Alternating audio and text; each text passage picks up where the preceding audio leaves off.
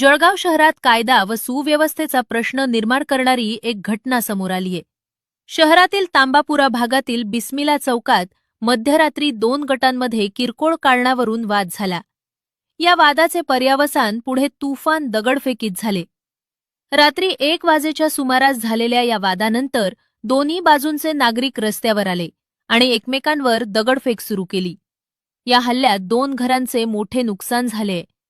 घटनेची माहिती मिळताच एमआयडीसी पोलीस तातडीनं घटनास्थळी दाखल झाले. मात्र संतप्त जमावानं पोलिसांनाही सोडले नाही. जमावानं पोलिसांच्या वाहनांवर आणि कर्मचाऱ्यांवरही दगडफेक केल्याची खळबळजनक माहिती समोर आलीय. यानंतर रात्री 1:30 वाजेच्या सुमारास शहरातून अतिरिक्त पोलीस बंदोबस्त मागून परिस्थिती नियंत्रणात आणण्यात आली. या प्रकरणी एमआयडीसी पोलीस ठाण्यात दोन्ही गटातील दंगलखोरांविरोधात गुन्हा दाखल करण्याची प्रक्रिया पहाटेपर्यंत सुरू होती. सध्या तांबापुरा परिसरात कडेकोट पोलीस बंदोबस्त तैनात असून परिसरात तणावपूर्ण शांतता आहे.